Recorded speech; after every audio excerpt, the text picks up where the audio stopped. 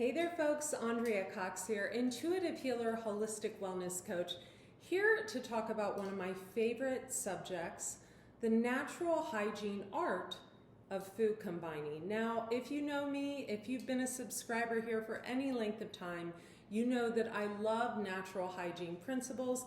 I love food combining. I love being a vegan of 27 years.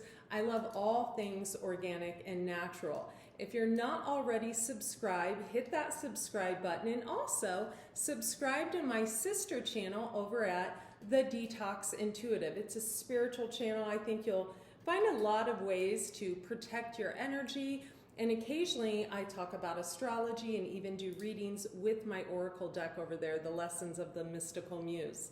If you're not subscribed to AndreaCox.com yet, my free newsletter, join us. We've got about 70,000 of you already subscribed, and I have a beautiful new website, very easy to navigate, quick to pull up. I think you'll love it. Very easy to shop on. It's amazing. All my services are listed. So I want to talk about food combining, and I really want to get into the rules of food combining. Basically, there's 4 main rules. Rule number 1, fruit. Eat it alone or leave it alone.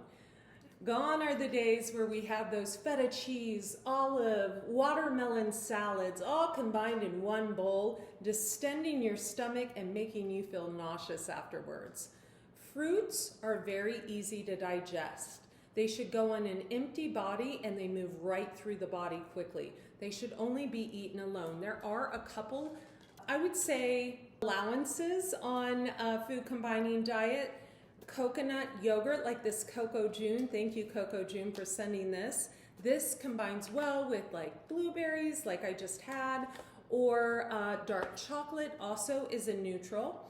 But ideally, we want to eat fruit alone. We don't want to eat it with granola, with almonds, with nuts, seeds, things of that nature. Fruit, eat it alone or leave it alone. Coconut is technically a fruit. That's why a little bit of coconut yogurt is okay with your fruit. Rule number 2, starches and proteins must be eaten at separate meals. Why? Because they require 2 different enzymes to digest properly. So if you have starch with, say, a piece of chicken and some vegetables, that's going to almost double the transit time in your gut. And during that time, a lot of it is going to ferment in the colon, which causes yeast and candida. My little dog Lewis is licking my feet. I'm trying not to laugh. So starches and proteins should ideally be eaten at completely separate meals. Now, rule number 3, don't snack in between meals. It just really stops the digestive system from working. Your body has to expend all that energy to digest new food when it's still trying to digest old food. Now, another really good rule to remember is to not drink with your meals. It actually dilutes your digestive enzymes. So drink 30 minutes before or 30 minutes after a meal. I'm notorious for making homemade kombucha and having a huge kombucha after dinner right away, and it always distends my stomach, causes me gas, and causes me to feel uncomfortable. So I'm trying to be really cautious of that.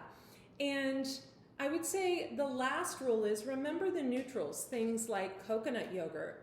This would be excellent after a starch meal. It would be excellent after a protein meal. It would combine well with fruit. Dark chocolate, always a great dessert pick. Kelp noodles, I have a whole drawer of kelp noodles. Thank you, Sea Tangle. I appreciate you.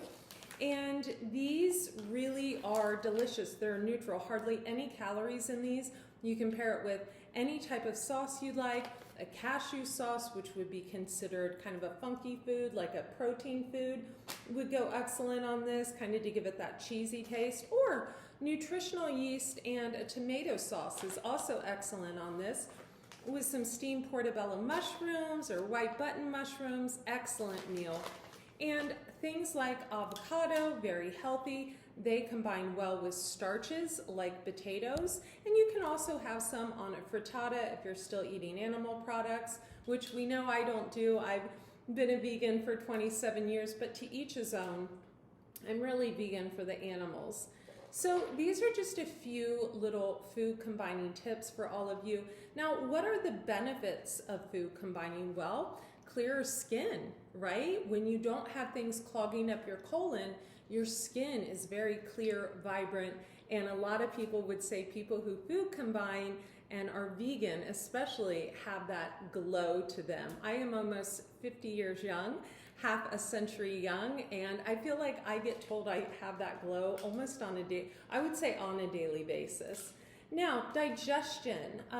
There is more serotonin that runs in the gut than there does in the brain. So we want to really feed our gut happy foods that makes it feel happy and comfortable, right? We don't want to be distended, bloated. We don't want to practice in gluttonous behaviors. So that's another benefit, the ease of digestion, really having a big bowel movement right after you eat or right when you wake up in the morning without having to take anything, drink coffee, which we know is very acidic, or anything like that.